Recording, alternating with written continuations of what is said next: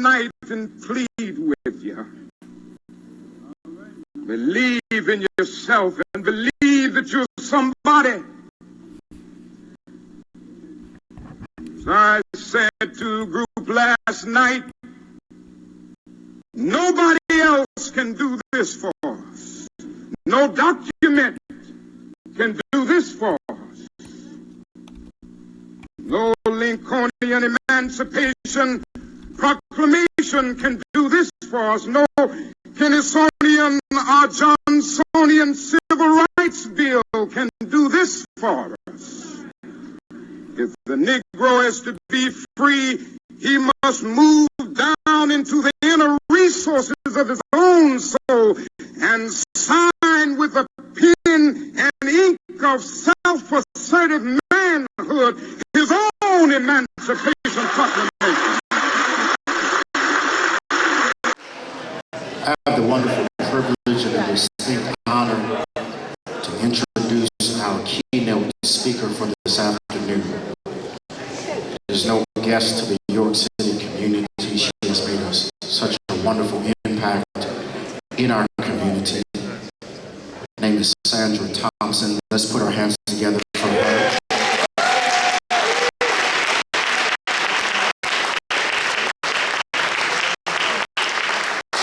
She is a Christian attorney based in York, Pennsylvania, who provides legal services to Central and Eastern Pennsylvania. She practices in the state and federal courts, being admitted to the USDC for the Eastern and the Middle Districts, the Third Circuit Court of Appeals, and the U.S. Supreme Court. Sandra began her legal career as an intern with the Pennsylvania Attorney General's office in the Medicaid Fraud Division. Then she worked with the York City Human Relations Commission, Mid-Penn Legal Services, the York County Public Defender's Office, and the York County District Attorney's Office before beginning a solo practice in the year of 2003. For over 11 years, Sandra has built her practice in the areas of business, criminal, family, and civil rights law. Sandra is also the president of the York NAACP and has been on the executive committee for the NAACP Pennsylvania State Conference since 2011, now serving as its first vice president. She is also the proud mother of 2 college students, and she just informed me that she is also a new grandmother. Amen. It is my honor and privilege to introduce to some and present to others our keynote speaker for this afternoon, Sandra Thompson. Put your hands together for her.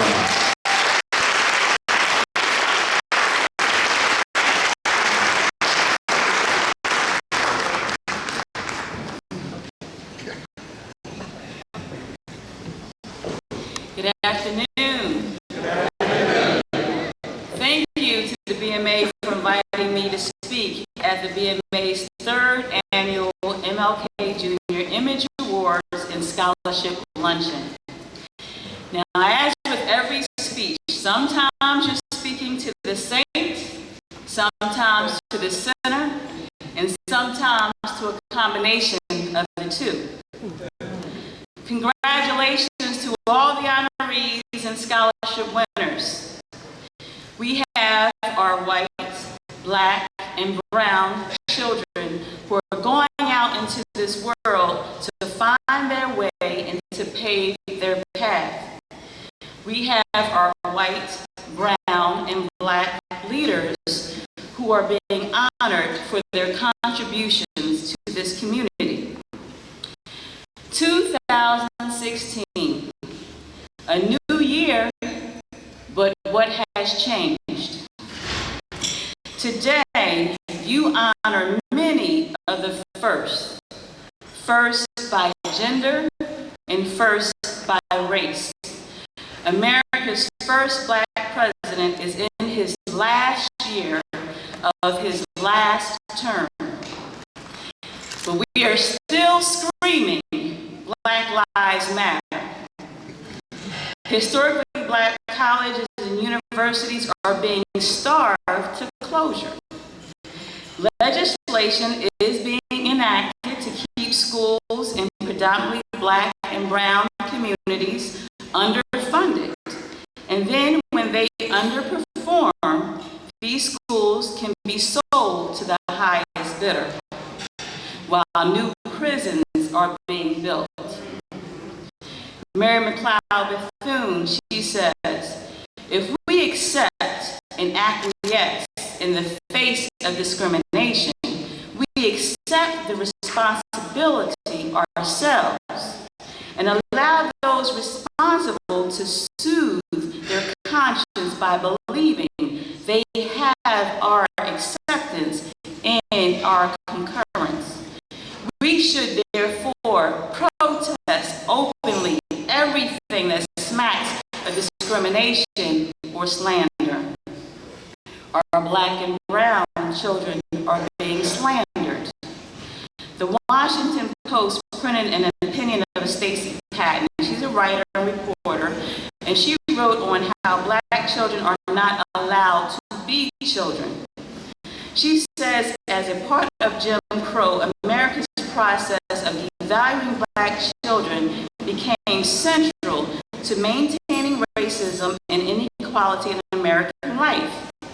New strategies emerged to contain them, to cast doubt on their rights and intellect, and to demean their value of their labor and their very beings. Professionals like doctors and psychologists were commissioned to prove that Blacks were inferior, so that Black children would grow into adults who are also considered irresponsible, uncivil, criminal, and innately inferior. We have I say our because I too am America. We have our U.S. Supreme Court Justice Scalia citing those who contend that it does not benefit African Americans to get them into University of Texas, where they do not do well, as opposed to them going to a less advanced school, a slower track school, where they do well. Justice Scalia implied or straight out said, Black students are not qualified to attend higher tier institutions and would in turn benefit from enrolling in slower ones. Stay in your lane. Stay where you belong. Watch what your leaders give as reasons that you don't qualify for advancement or funding. Watch what these schools are teaching our children. Watch how these schools are labeling our children. Watch for what reasons these schools are disciplining our children. Watch how often our children are being held back or expelled or criminalized for childlike behavior. Why can't our Black and brown children be children? Make mistakes like children. Be treated like children. Given space and opportunity to grow, to learn, and to develop with encouragement. Not encouragement to simply conform. Black and brown children should not always have to wear their hair, their clothes, or have their speech or behavior like white America, but encouragement to use their very uniqueness to aspire to higher heights. I don't even care if it originates from white, brown, or Black teachers or administrators or from a school that serves predominantly Black or brown children. Also, our Black and brown children are being slaughtered in the streets by police because Black and brown lives matter less, and by each other because they have been taught Black and brown lives matter less. Those responsible soothe their conscience because we acquiesce and we concur. We don't have the third grade marshals anymore. people who use their color to obtain their position then forgot their own, then distanced their achievement as though it was not accomplished on the backs of their own? Are we who are being honored for what we have achieved reaching back to the next generation? And are we using our honored position to remind others that yes, all people of color can and will achieve when given equal access and opportunity? But what happens to our Black and brown children now when those gatekeepers to those paths of success are Black and brown? But they are content to be the one accepted by the majority, content to be considered not really one of them, content and willing to keep the gate to let no one else that looks like them pass. Martin Luther King Jr. reminded us of Luke 10:25-37, summarizing that the first question which the priest and the Levite asked was, if I stop to help this person, what will happen to me?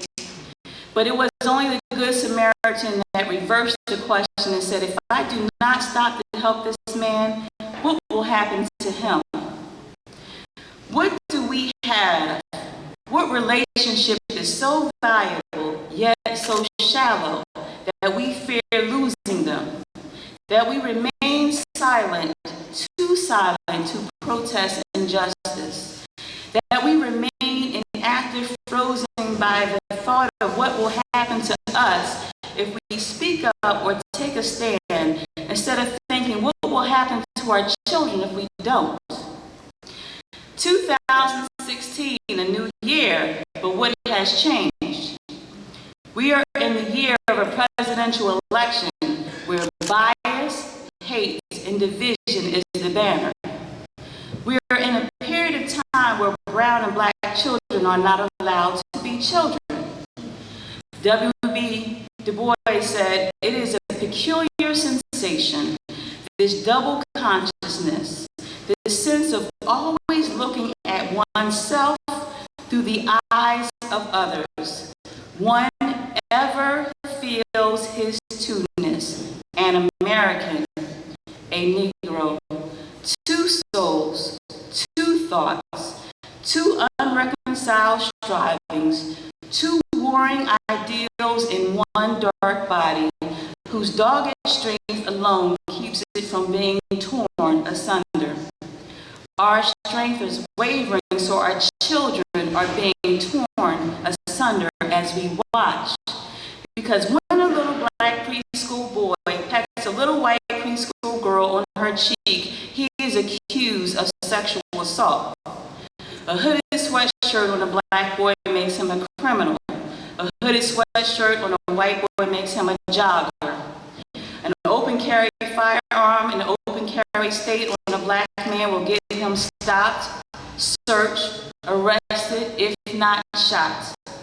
An open carry firearm in an open carry state on a white man will get him applauded as knowing and exercising his Second Amendment constitutional rights. The rowdy Black crowd causing property damage and protests of police-involved shootings are called rioting animals and thugs. A rowdy white crowd causing property damage and protests of losing a sports event are called zealous fans. 2016, a new year, but what has changed? I said we are sending our Black and brown children out to find their path and to pave their way. What happens to them if the pathways are now blocked and boarded up? Because now they say no one else can cross here this way anymore. They say you had your Black president. No more so we draw lines of voting districts. No more so we make rules for voting rights. No more so we will fool your children into believing that voting does not matter. No more so we build walls and bridges and create barriers so that no one else who you can flood our borders and take our jobs. Muhammad Ali said, "I am America. I am the part you won't recognize, but get used to me. Black, confident, cocky. My name, not yours. My religion, not yours. My goals, my own. Get used to me." We want to save our children. That's what you're here to do. We want to stop the violence against us and by us. We want to improve the financial condition of our children's future. Then invest in them what you are doing. Do not allow your silence to continue to acquiesce or concur any longer. Do not allow our children to be treated as inferior any longer. Do not allow our children to be stripped of their childhood or their uniqueness any longer. No relationship, no position should be worth sacrificing our children any longer. Speak up, show up, lift up, build up, question. Stand by our children. Stand with our children. Stand up for our children. Then gain the respect of our children. So then you can lead, influence, strengthen, and embolden our children to know they too are Americans, embodied with all the rights and the privileges that come with citizenship, and that those ceilings and walls and barriers are meant to be overcome, whether they are climbed over, crossed, crawled over, jumped, or blown away. Because black or brown, we too are American, and it is time to get used to us.